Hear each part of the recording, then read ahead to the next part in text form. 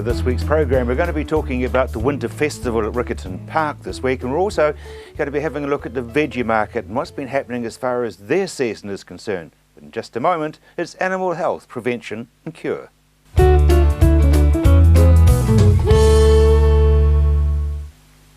Nick, lambing and calving for the lifestyle farmer? Yeah. So I guess it's pertinent just to maybe start back with the basics and give people a bit of an idea on what they might be wanting to look at and when to get help, and hopefully even some of the seasoned farmers watching might get some tips. I Doesn't guess. hurt to just to refresh, does it? So I guess the big thing right at the basics is understanding when the birth's going to take place. Still every year we're called to assist with lambings and calvings and things, and we get out there and actually it's not happening yet. So I guess it's important to start at the beginning.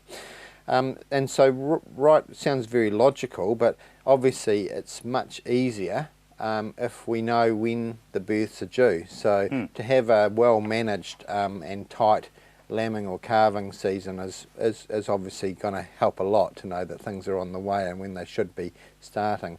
And so of course that involves managing when the rams and the bulls go out and come back in and things like that. So I guess that goes without saying. So when the dam is about to give birth, the first thing they do, and both of the big species that we're talking about, sheep and cattle, they tend to separate themselves off from the mob. And usually they'll be found around the periphery of the paddock if they're set stocked in a paddock, and they'll move away from the mob and usually lie down in the periphery by the fence line. We used to say that the ewes were bagging up. In other words, they started to get an udder. Yep, and so that's a very important factor when we're looking at no babies. If we've lost lambs and we're wondering where the cause was. So we have this term dry dries and wet dries, which we may hear when we're talking about ewes. Dry dries are ewes that have lost their pregnancy very early and they never actually go into milk. And wet dries are animals that have lost their pregnancies later in the pregnancy. And in sort of the week to 10 days coming up to giving birth, they will get udder development and even produce milk. That's an important thing to note. Sometimes if we've got lots and lots of colostrum or early milk dripping from the udder, sometimes in valuable animals it's a good indication that maybe the colostrum should be supplemented to the newborn to give it immunity, because sometimes all those goodies have been lost before birth. When should you intervene? Okay, so the normal process, we call it parturition or birth. The normal birthing process generally lasts about 4 hours. And so if we've got an animal that's been away from the group, looking uncomfortable, lying on the ground and perhaps straining, if there's no obvious evidence of a presentation, a limb or a head showing at the vulva, then 3 to 4 hours would be the maximum before you want to start having a look. When you start having a look, the important thing is lubrication and cleanliness. So either gloving a hand or making sure that your hand's very well cleaned before and after, because we're both talking about the health of the animal itself if we're going into a body cavity to try and help. But also there's lots of diseases these days. We talked about salmonella just a couple of weeks ago, and that's one of many that can affect us as humans, and so cleanliness afterwards is very important for our own health's sake as well. And so a well-lubed, clean hand. And be gentle. Be gentle, absolutely, especially when we're talking about goats and sheep. They're very, very easily damaged, and you will only, unlike a cow, you'll only ever get one arm in or one hand in, and so trying to put both in is just not going to get anywhere. So we need to make sure that we've got a normal presentation, and a normal presentation primarily is what we call an anterior or frontwards presentation, and that means both front legs and the head through into the pelvic canal. Two feet and a nose. Absolutely, and to check out which feet, I kind of have this way of thinking about that. Front legs, if you flex the joints, they kind of form a C or a circular shape. They flex the same way, both the joints at the foot and then the joint above it, we call it the knee or the carpus. They flex the same way, so they form a circular shape.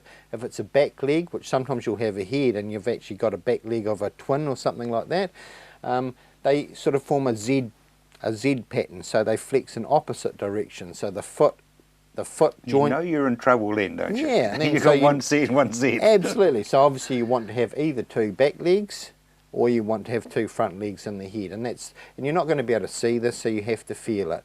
Trying to pull a baby out when it's presented wrongly is not going to go anywhere. So you really do need to correct the presentation.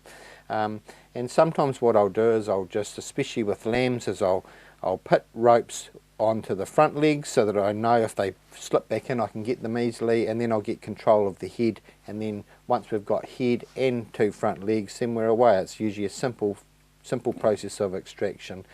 But you can get a head back, you can get all sorts of problems. Absolutely. Some of them are very hard to fix. And she's pushing against you and you're trying to push it back in so that you can get... Yeah, absolutely. And I think we've all got to be aware that these are living, breathing, sentient, feeling creatures, and so we have to be respectful of that they can feel pain as well, and there's got to be a limit drawn. And let's face it, it's just the way life is, that sometimes this monetary value comes into these decisions, but that doesn't mean that we need to put them through cruelty. If there's a decision that needs to be made that's going to involve either working out whether the money spent on getting professional help from a veterinarian outweighs the value of the animal, well then a call sometimes needs to be made. That animal may need to be euthanized. So if you're not getting anywhere and the animal's in distress, then you either need to get help from someone that's going to do so professionally and humanely, or call it quits. Very briefly, when do you use antibiotics? I typically will use antibiotics whenever there's been a prolonged or assisted birth, especially in the farm setting. If a veterinarian's coming out, maybe we're more likely to make a call that's not necessary because we know we've been very clean and things. Yep. I guess in a farm setting, what's clean and sterile procedure for a farmer, although we want to do the best we can, sometimes isn't quite at the same level as someone like myself would think is adequate. So most veterinarians would be fairly lenient in regard to making sure that antibiotics were available for that particular use anyway. So I think that would be my call on that. Nick, thank you very much indeed. You're welcome. In just a moment we'll take you to Riccarton Park and preview their winter festival. Tim, the Winter Carnival is about to happen again for another year. As always, Rob, 3 weeks out from the Grand National Carnival of 2015, and you're really looking forward to it. You get entries really from all around the country. Yeah, they do, very much so. We'll have horses racing from Ascot Park and Kenny Ray from the top of the country at Whangarei. He's got a team already down here that will be racing at the Grand National, and everyone in between from the Mark Olligans, Paul Nelsons and Hastings to the local Cantabrians, no doubt the O'Malleys from the West Coast, and the people from Dunedin and Invercargill. Will be horses from all over the country here in 3 weeks' time. Now, it's a winter carnival. You wouldn't normally put racing and winter together. Yeah, I suppose you could think of it that way, because people tend to see the glitz and glamour of the summer and the spring carnivals, but it is a year-long event, and winter racing plays a vitally important role, particularly with the jumps racing, the steeplechasing and the hurdling racing, which are the features of the Grand National. The horses, they're not dictated to by seasons other than when they're born, because of course it all revolves around being born in the spring, but once they're on top of the earth, it's business as usual for 52 weeks of the year. It's a huge party on the 1st of August, isn't it? The horse's birthday, and ironically that is the first day of the Grand National Racing Carnival with the E-Star Winter Cup for the flat runners, $100,000 up for grabs in the Group 3 feature, so that heralds in the new season with a bit of a bang. And of course there's a lot of preparation goes into making the park look amazing, as it always does. Yeah, very much so. There's, from our point of view, trying to look after the human spectators that come, obviously through the grandstands and the gardens and the lawns, but vitally and probably more importantly in the backdrop is where we are now at the stables. There's an awful lot of activity going on here as trainers and stroppers and stable hands prepare the horses, feed them, train them, get them fit, make sure that they're happy and contented, and looking forward to competing as the best they can. You got new development ongoing around the park? Yeah, very much so. We're in the barn here at the moment that the club owns and leases to Peter Rudkin. It was built only a few months ago. One of our strategic goals is to ensure that trainers are always here at Riccarton Park, and that we do have our little bit of rural New Zealand in the middle of Christchurch City, and the stabling and training of horses is that role. The club has a major role to play in providing the facilities for the trainers to rent and prepare their business and to keep the industry ticking over. And as you mentioned, this facility we're looking at now is our most recent acquisition on the property, and our goal is to use every corner of the land to the best of its capabilities to house horses. It was a little bit of a rundown, derelict corner, and we've turned it into a very smart, tidy barn for 12 horses. And visitors, they've got pretty good facilities as well. Yeah, critical part of it, Rob, as we mentioned how far the horses come from. When they arrive, they have to go somewhere. They have to go somewhere that's practical, safe, warm, and we have stabling here for 100 horses, different type of stabling, walk-in shelters, concrete block, traditional stables, and barns not dissimilar to the one behind me. And just as the humans need to have a bed in a motel round the corner, the horses need to have somewhere here. Otherwise we can't conduct these big meetings. So big meets do happen, and you guys have got a mortgage on them. Well, we've got two of the best in the country with the Grand National Carnival in August, and of course Christchurch Casino New Zealand Cup week in the first week in November. So Canterbury in the south holds pride of place with those two carnivals, but the country, the length and breadth, has its major carnivals in all towns and all cities. So it's a revolving circus, if you like, as the racing season progresses. Been a very dry winter, Tim. How's the track looking? Well, track's probably the best it's been. We did complete a sand slitting project to assist with drainage back in February.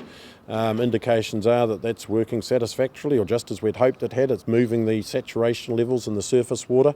Won't ever mean we won't get heavy tracks. If it rains, the Friday night, the Saturday morning of, we will get heavy tracks. But this sand slitting drainage project will remove as much water as it can in the shortest possible time, and we're hoping that we'll have pretty good going for winter, and not perhaps the sodden tracks that we've had of the last 3 or 4 years. Always a great week, and it's hoping that the weather will be exactly what everybody wants. After the break, we're going to be talking vegetables.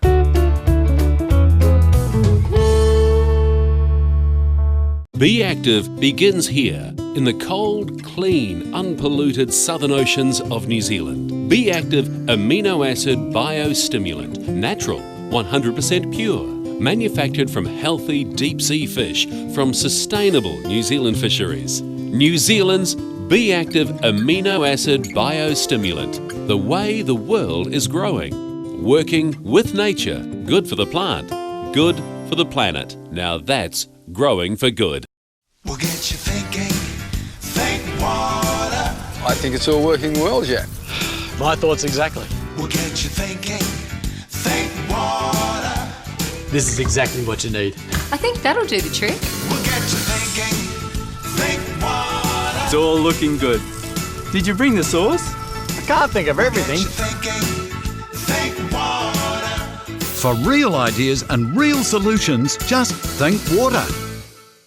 I've been reporting on farming matters on the radio and newspapers and on television for 40 or so years, but communication, like farming, has moved on. So we've come up with On the Land, online and through YouTube on any screen, anytime and anywhere. Just push play and see and hear what's happening today in our rural community. You'll learn and be informed about the latest and best information farming matters. On the Land, bringing farming information into the 21st century. So join us on our website, ontheland.co.nz. You know that saying, content is king? Well, in today's mixed media world, it's true. You need video, audio, photos and more for social media, for marketing, for communications, sales and for advertising. And you need this at a price that works with your budgets. Well, that's what we do. At Tandem, we partner with you to create the content that you can use to shout to the world or video link to a few. Connect with us and we'll help you connect to the world.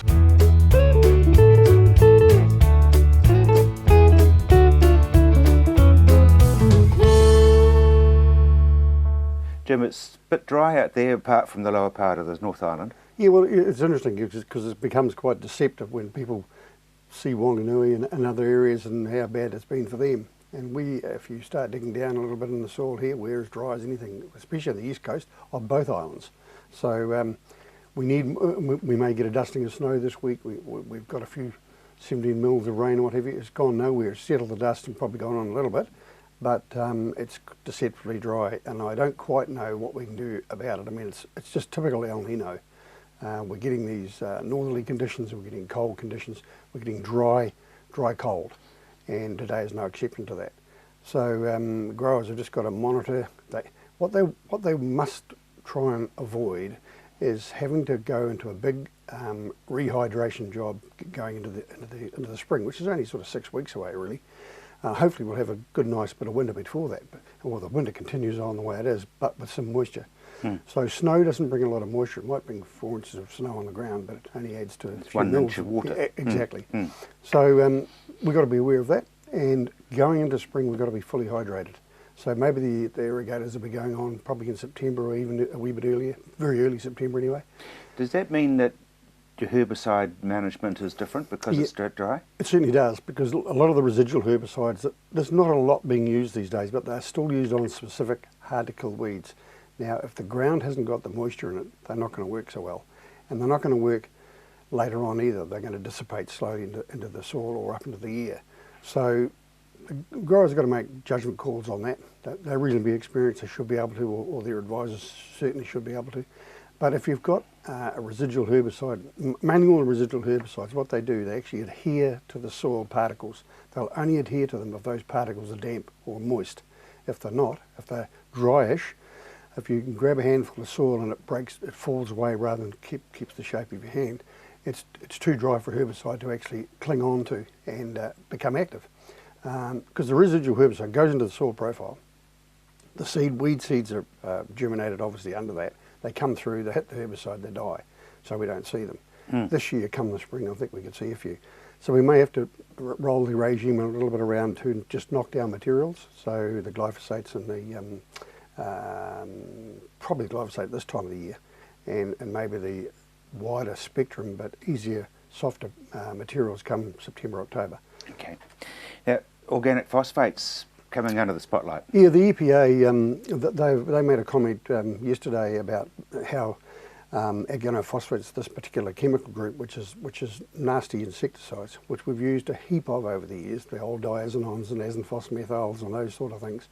They are slowly being phased out. But what the comment they made was that it has to be applied by approved people. Now, we've got an approved handler system have been going for at least 7 or 8 years now. So already the growers have got to be approved handlers to actually apply those materials, or they have to have, Mr. Farmer has to have an approved handler on his property. He doesn't necessarily, that person doesn't necessarily have to be the person who's physically putting the chemical on.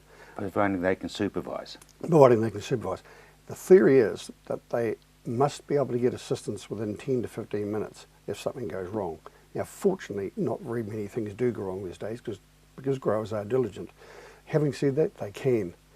And these organophosphates come 3 to 5 years, and acetates actually, carbonates, sorry, they're the other group, they will be out of our system altogether. And there's some good, softer, but still effective insecticides coming along through the system as we speak.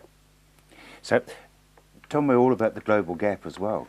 Yeah, well, this leads on to part of the certification that farmers or accreditation farmers should have and growers should have is Grow Safe, which is the basic course which just tells you the main principles of how you should handle and store pesticides. And it's a really good course, very, very easy, very basic, but it's necessary that people get up to speed with that one.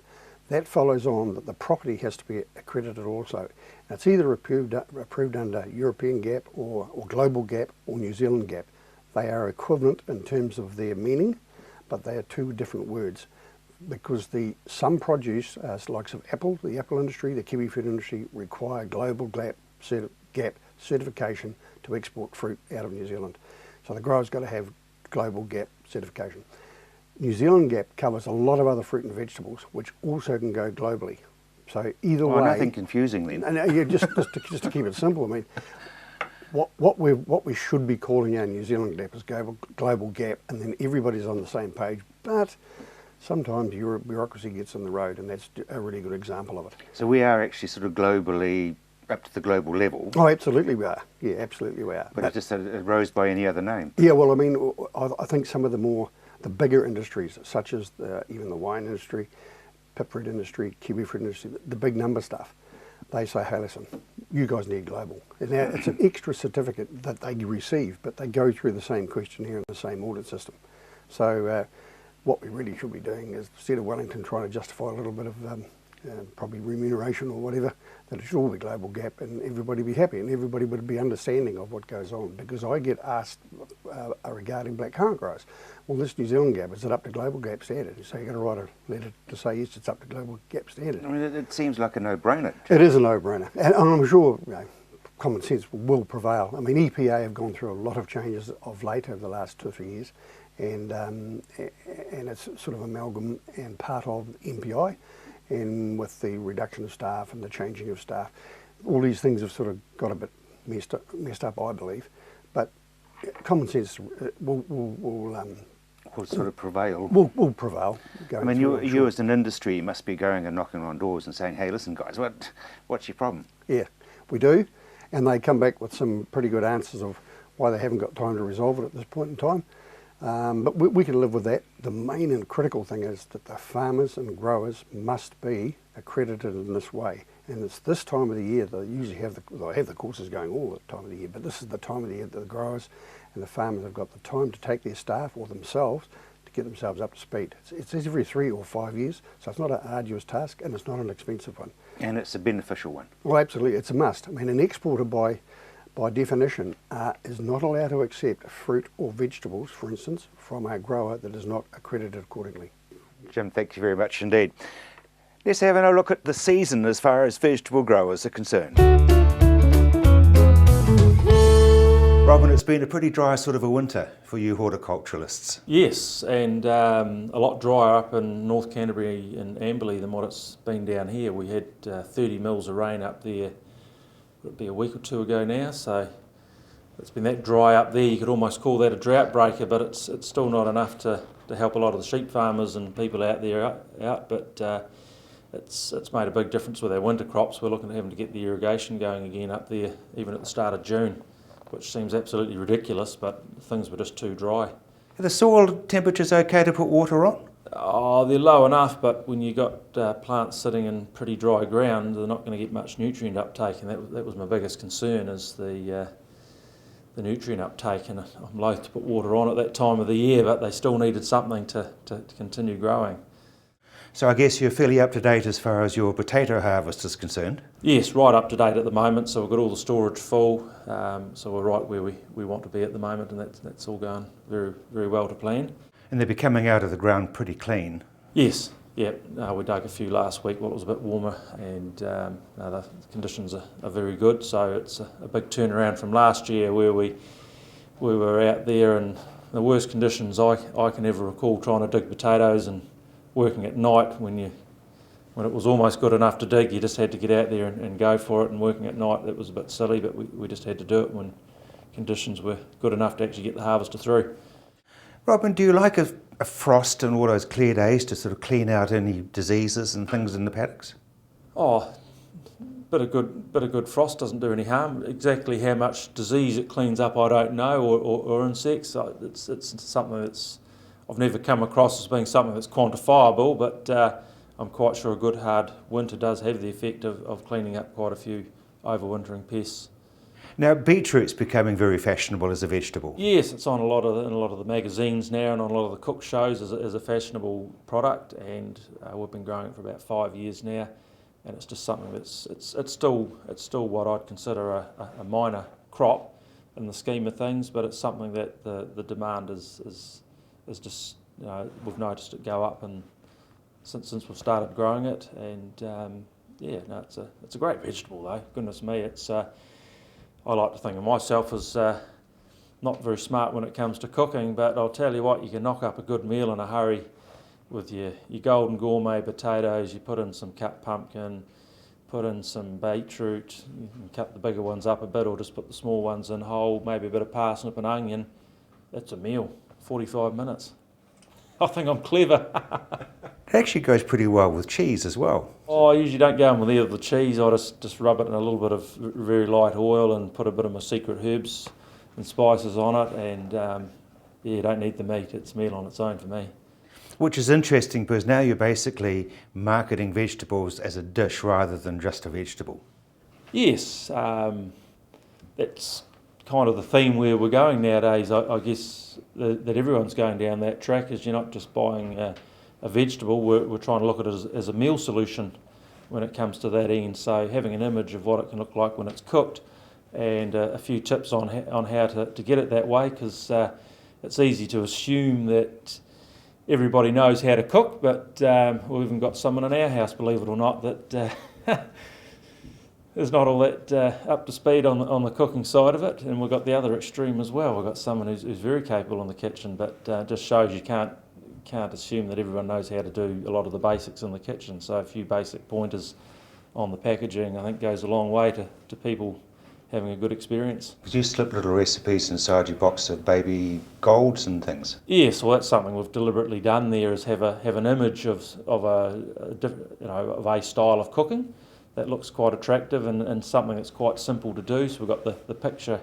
on the box, and then inside under the lid, so to speak, literally actually, we've got the recipe how to do it, and it's pretty basic and simple, and you can end up with a very tasty dish to complement whatever else you're having.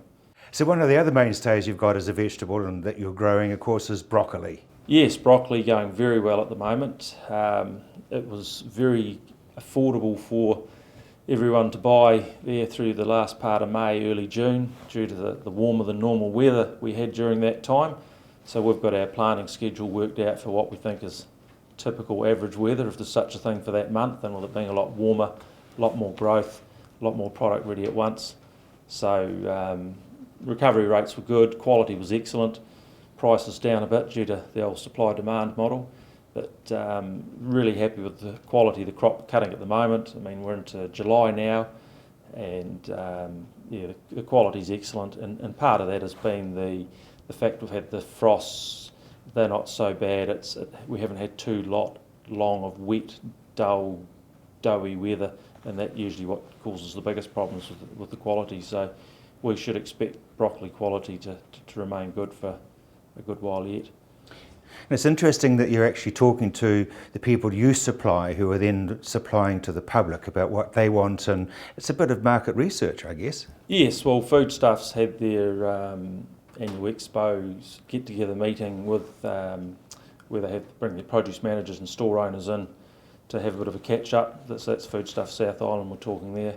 And this year they invited a lot of their main produce suppliers to come along and set up a bit of a display and just be there and have some interaction with all the produce managers and store owners, and that was that's always very good. It was a great opportunity because the produce people could, if they haven't met us before today, which we've met quite a few of them, but those that haven't, good chance to meet, get some feedback on the product, then find out a bit more about us, who we are, a bit more about what we do, and it was really good. So you're producing for the market? Yes, all the time. Yeah, there's none of this grow and hope that went out 20 years ago. So being in touch with your main retailer and the people that are at store level, that's valuable.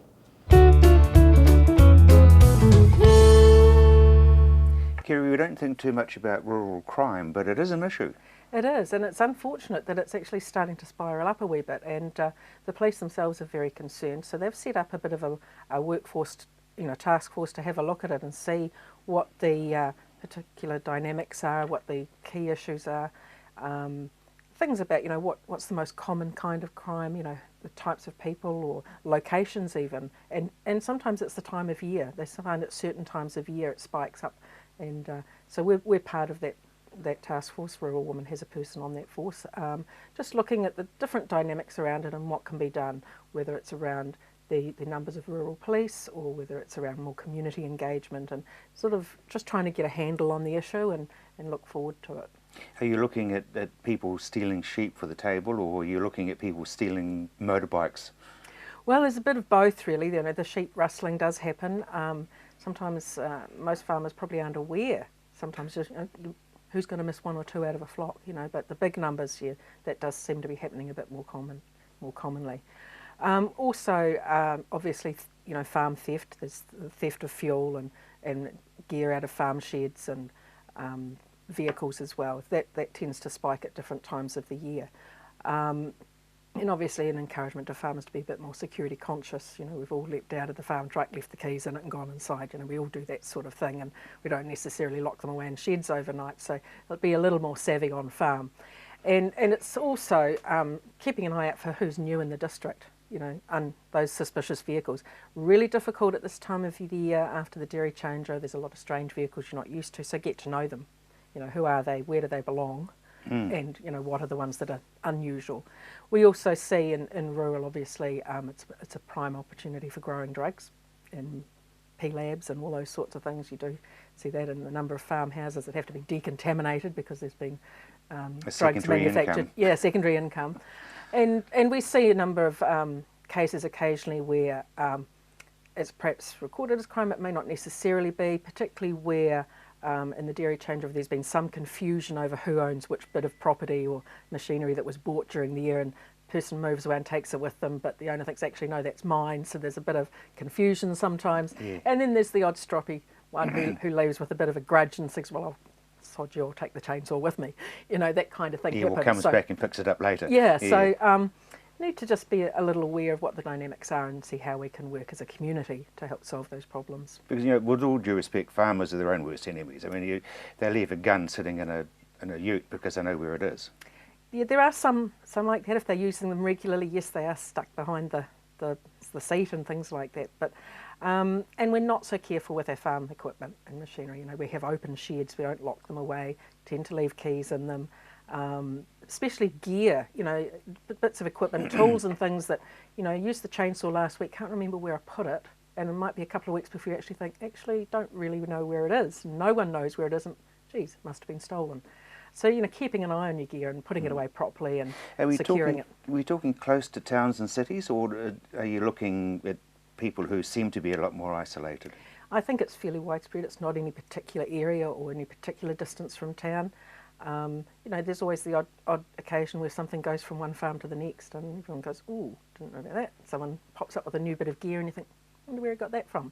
So, you know, just keeping an eye on what's going on in your community, being a bit more security conscious on your own property, and supporting each other and keeping the good old neighbourhood watch going in the rural district as well. Isn't it sad, because there was a time when you'd leave your house unlocked and your friends would come in and make a cup of tea because they knew you'd be in between 10 and 11.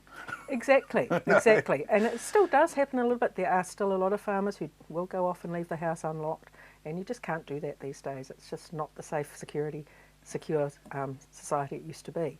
And I guess you're looking at introducing things like cameras with a recorder going, and that's... Yeah, there is a little bit of that. Certainly some of the some farms have got CCTV cameras on their main sheds for, you know, their big expensive gear. That does happen.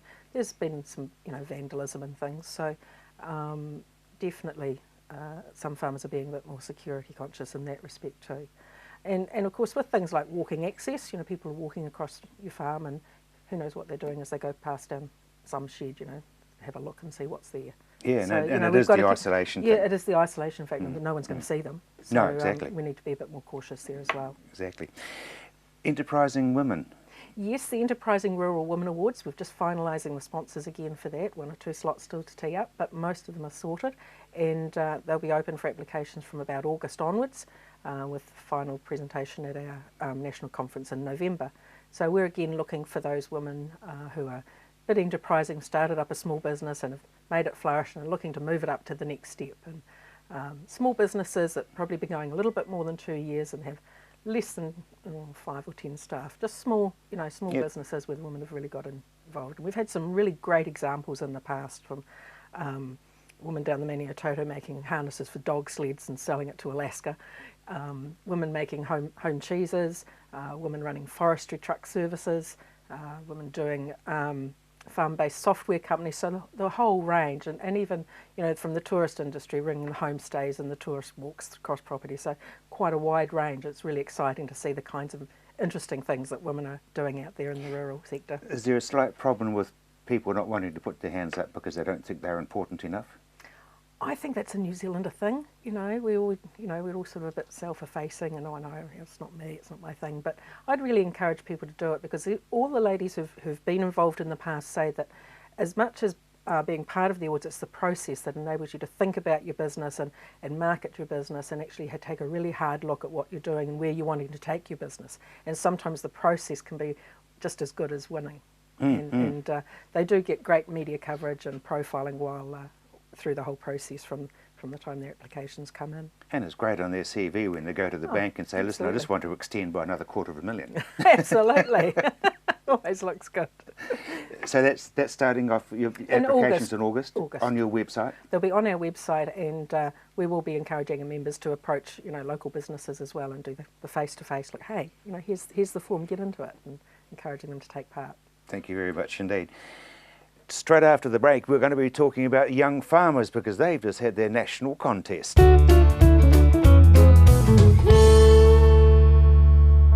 Be Active begins here in the cold, clean, unpolluted southern oceans of New Zealand. Be Active amino acid biostimulant, natural, 100% pure, manufactured from healthy deep sea fish from sustainable New Zealand fisheries. New Zealand's Be Active amino acid biostimulant, the way the world is growing. Working with nature, good for the plant, good for the planet. Now that's growing for good.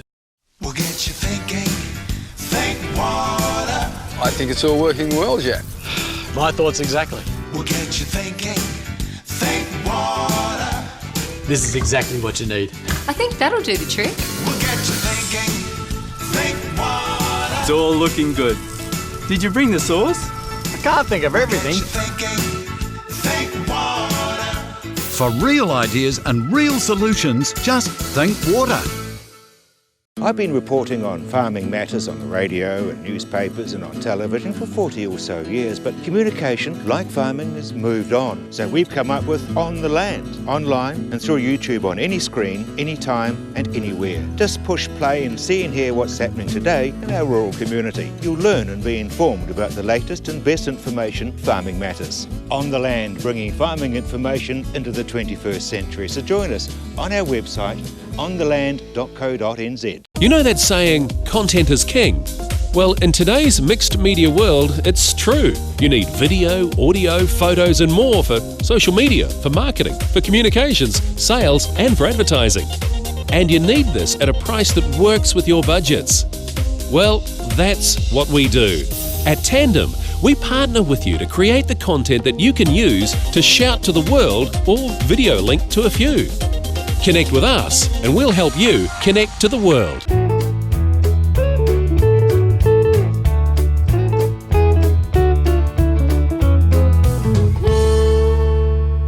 Terry, a huge week for you and your organisation last week. Yeah, grand final of the ANZ Young Farmer Contest, and what a blast it was. So tell me a bit, what happened? So, a lot of drama actually. If you think, we had 29 different events over 3 days. We had competitors ranging from 8 years old up to 30, different categories obviously, and a really great set of results, but a South Island clean sweep. So let's go from the youngest, the Yep. Agri Kids. Yeah, so the Agri Kids, which is for primary school aged 8 to 13 year olds, were won by a team from Taitapu Primary in Canterbury, which is great to see for this region. And they really had a lot of excitement. We sort of increased the number of activities this year for them to do, including some observational type things as well as practical events.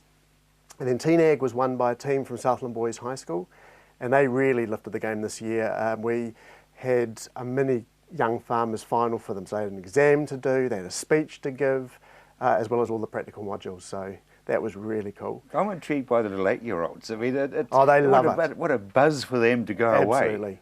The really cool thing is that their race-off, so the final 7 contestants, or teams of contestants, Nathan Guy, the Minister for Primary Industries, had his children egging them on too.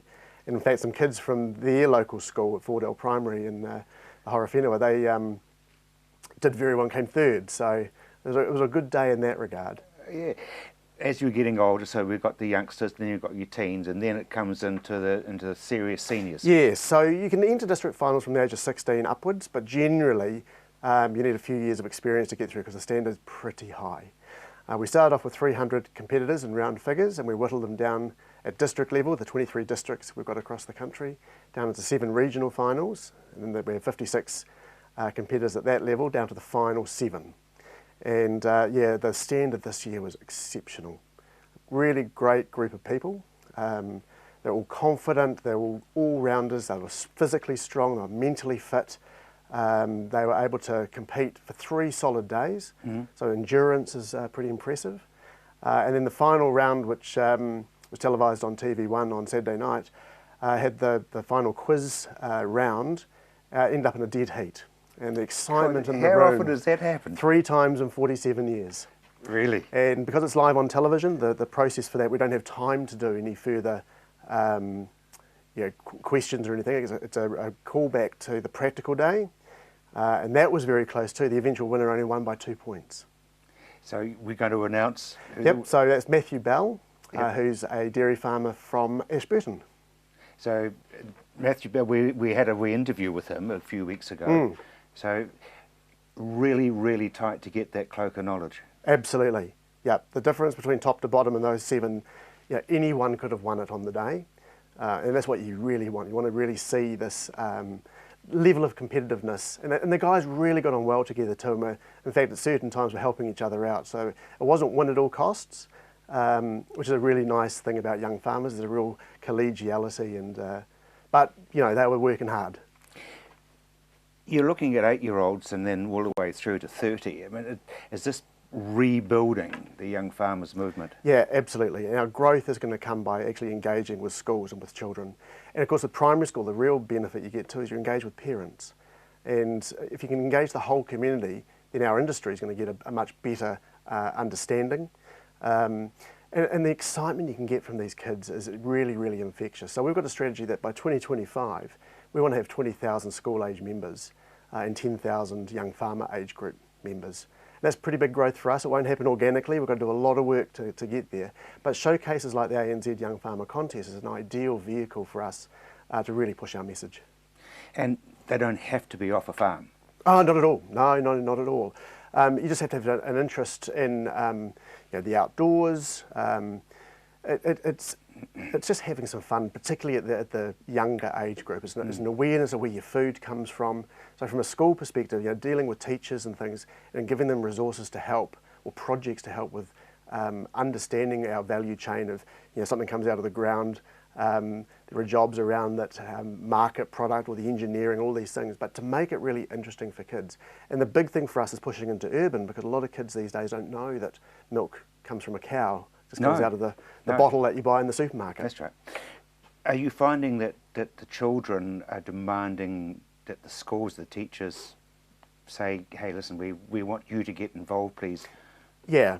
So our big challenge is to do the primary school side right. We need a bit more resource in which to do it because it doesn't happen by itself. So we're pretty confident in our ability to get into high schools. We've got 7 field officers scattered around the country that work with, at the moment, 75 high schools that have teen ag clubs. We want to get to 120 clubs by next year, end of next year, so a quarter of all high schools.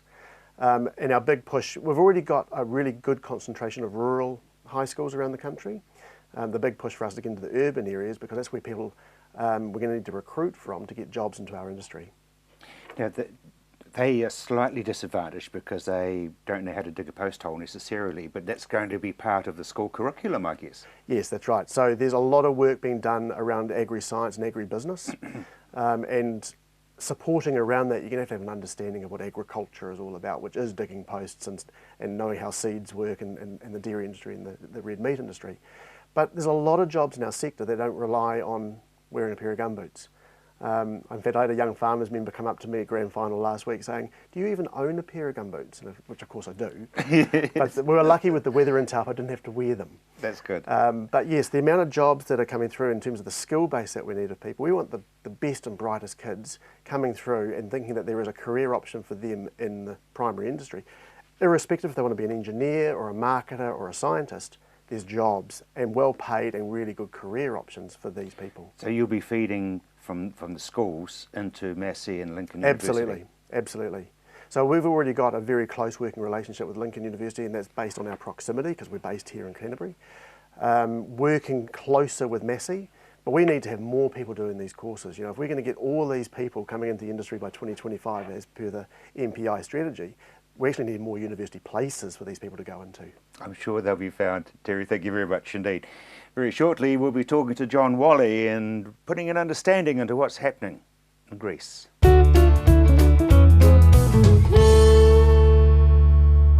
Be Active begins here in the cold, clean, unpolluted southern oceans of New Zealand. Be Active amino acid biostimulant, natural, 100% pure, manufactured from healthy deep sea fish from sustainable New Zealand fisheries. New Zealand's Be Active amino acid biostimulant, the way the world is growing. Working with nature, good for the plant, good for the planet. Now that's growing for good.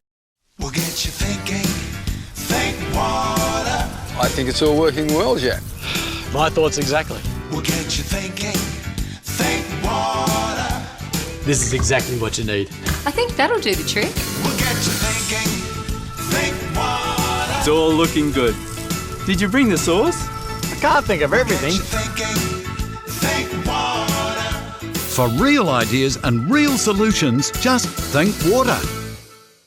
I've been reporting on farming matters on the radio and newspapers and on television for 40 or so years, but communication, like farming, has moved on. So we've come up with On the Land, online and through YouTube on any screen, anytime and anywhere. Just push play and see and hear what's happening today in our rural community. You'll learn and be informed about the latest and best information farming matters. On the Land, bringing farming information into the 21st century. So join us on our website, ontheland.co.nz. You know that saying, content is king?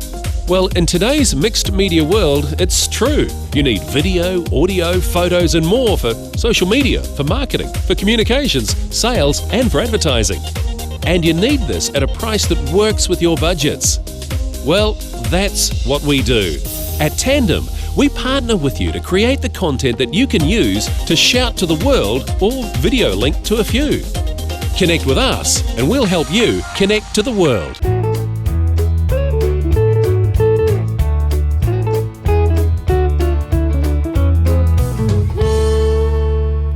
John, Greece, what's your take on it? Well, you can never say we don't live in interesting times. We've got the issues in China and issues in Europe, and Greece has been the focus over the weekend, obviously. They are in well uncharted waters. The Greek people are really suffering, and I think we've got a picture. Let's have a look at the graph, because that sums it up very, very well. So as you can see here, this graph basically charts the move in gross domestic product of the countries that you can see listed there: UK, Germany, Belgium, Finland, etc., etc. And you can see Greece at the bottom. You know, they are basically 3/4 of the economy they were in the end of the last decade. And I saw some other pictures today where their average earnings are about what they were in 1970 at the moment. So the people at the bottom of the pile are really hurting, and we saw that over the weekend. Yeah, banks have stopped. We're supposed to live on €60 a day. Well, if you can get €60 a day, I mean, essentially, I think this comes back to the heart of where the dispute is between Greece and the European community. Could you imagine the Reserve Bank in New Zealand ever saying to the high street banks, we're not going to support you? But that's essentially what the European Central Bank has done. And it's basically driven this, what they call their emergency liquidity agreements, where they basically are there to support the banks to make sure they've got enough euro to do what the banks need to do. And remember, the banks are paying out. They're not sort of lending the money to the people there getting the money. The people there are getting what they see as their own money that happens to be on deposit at that bank. So I guess you're looking at people with fixed interests and fixed... Well, fixed incomes. You know, if you're on a pension and no savings, you can't go to the bank 3 months ago and say, oh look, I'll just take out all my savings, so when the problem really happens, I'll have it all stuffed in the mattress. If you're only being paid a pension, you can only get that pension when it's paid. And this is people really hurting. This is folk. I mean, when you saw that sort of 75% of the economy, what it was, and the problems have all hit across the sort of working population of Greece. John, there's talk about no EU, or the EU disappearing, and therefore the euro disappears. They're left with the drachma, which is their pound, shillings and pence. Potentially. Yeah. The issue is that if Greece falls out of the euro, does it fall out of the eurozone? What is a fundamental question that's facing now everyone in the eurozone? What's the eurozone? Where's the eurozone going to go? So this is not a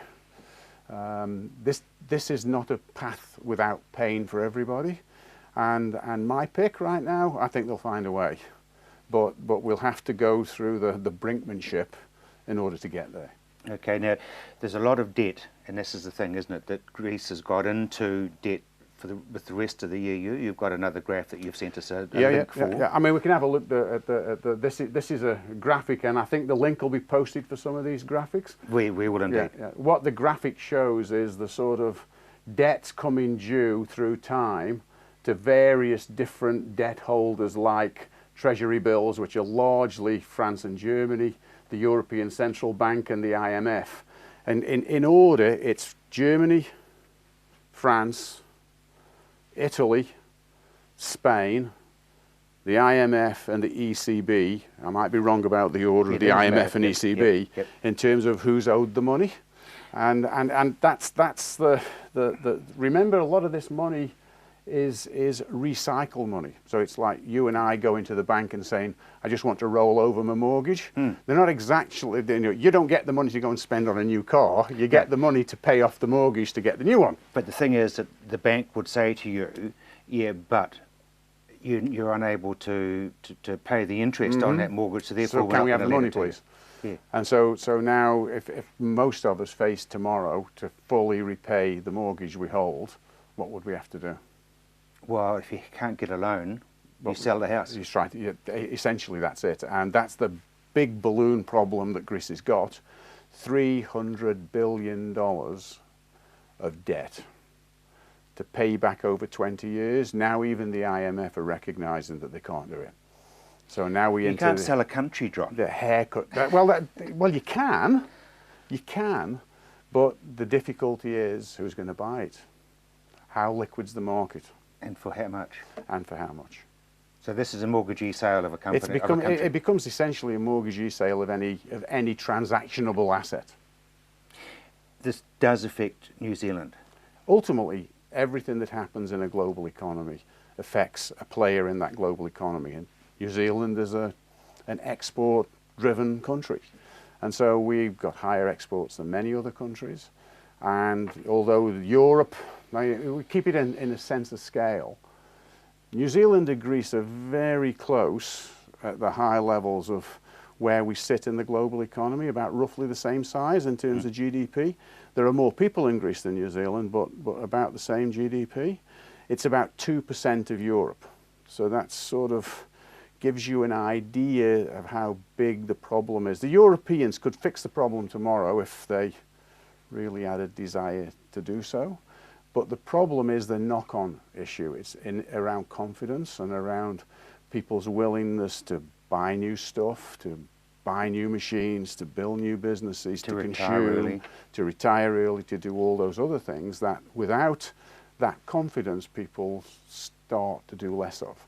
And so that we've seen some reactions around the world in terms of share markets, relatively muted at this point, and certainly everything I'm seeing is that there will be a solution found. But there are people involved, and people can do some strange things. And the bottom line is, it's a bank saying, I know you can't make the interest rate, so I'm not going to lend you the money. Or I'll lend you the money, and I know you can't pay, which is basically kicking the can down the road. Are they too far in debt I mean, I'm saying about France and Germany. Are they owed too much to walk away? I think they've been busy restructuring their position over the past couple of years. It'll certainly hurt less now than it would have done. But France and Germany are still the biggest debtors in terms of biggest creditors for Greece. John, thank you very much indeed. And don't forget, you can catch that on our website as well. I'm Rob Cope-Williams. You've either been watching or you have just missed On the Land, but I will be back at the same time next week. Until then, bye now.